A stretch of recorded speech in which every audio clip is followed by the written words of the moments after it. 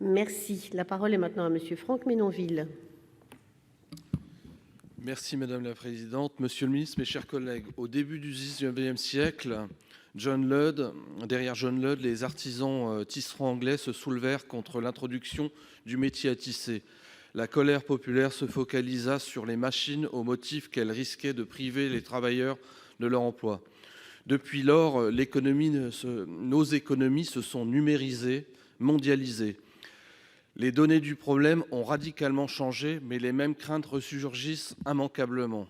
On craignait hier pour les emplois industriels, on craint aujourd'hui pour les métiers de service. La robotisation vient bien évidemment faire émerger de nouveaux emplois, mais d'autres seront voués à disparaître ou à évoluer. De nombreux économistes considèrent que la distinction stricte entre l'industrie d'une part et les services d'autre part semble dépassée. Ils deviennent de plus en plus indissociables.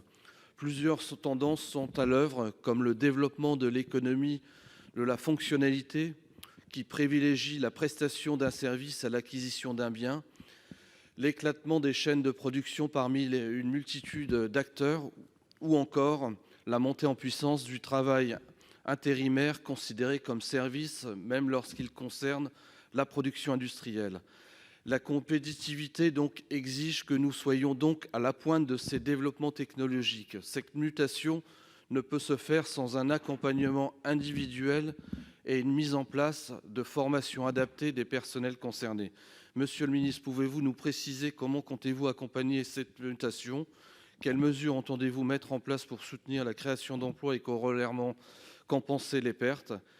Quelles sont les politiques et les leviers d'accompagnement de ces mutations techniques et technologiques en matière d'emploi, de marché du travail et droit du travail pour, comme l'a dit notre rapporteur, une robotisation heureuse?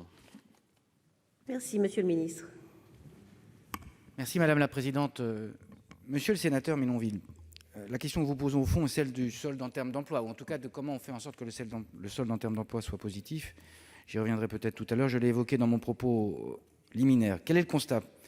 Il y a une part de risque que vous avez évoquée, mais il y a une part qui est d'une formidable opportunité en termes d'emploi. Selon la Commission européenne, je le rappelle quand même, il existe 756 000 postes à pourvoir, ne serait-ce qu'en 2020 en Europe, dont une très grande part en France. Des milliers d'emplois nouveaux sont à pourvoir dans les domaines du social, de la mobilité, de l'analytics, du cloud ou de la sécurité. Mais pour réussir à faire du numérique, et j'en viens à la réponse, une chance, nous avons un immense défi de formation, de promotion de ces métiers numériques afin d'attirer de nouveaux profils. Pour l'année 2020, voici nos pistes de travail. Le président de la République a annoncé en septembre le lancement d'une gestion prévisionnelle de l'emploi et des compétences au niveau national, construite avec les régions pour déterminer comment l'offre de formation devra évoluer en volume et en contenu dans les 5-10 prochaines années, ce qui permet de répondre aussi à ce que disait le président Karoutchi sur la nécessité de la prospective. Dans la foulée du pacte productif, nous allons améliorer l'étude prospective des métiers et des qualifications pour affiner encore la politique de formation et les outils d'orientation. Nous allons mobiliser le service public de l'emploi pour accompagner les start-up dans le recrutement des talents avec l'appui des correspondants French Tech, Pôle emploi et l'APEC. Enfin, nous simplifions et rendons plus attractifs les outils d'intéressement au capital pour les salariés, attirer les jeunes talents dans les start-up et compenser les faibles salaires comparatifs. Voilà les éléments de réponse que je voulais vous apporter. Il y a deux éléments. Il y a celui aussi il y a des emplois qui sont non pourvus et auxquels il faut répondre. Ça, c'est le défi des emplois de demain. Et puis, il y a les emplois du jour, du moment, et pour lesquels il faut, par la gestion prévisionnelle des emplois et des compétences, adapter, former pour que chaque salarié puisse retrouver sa place dans le monde qui s'annonce. Merci.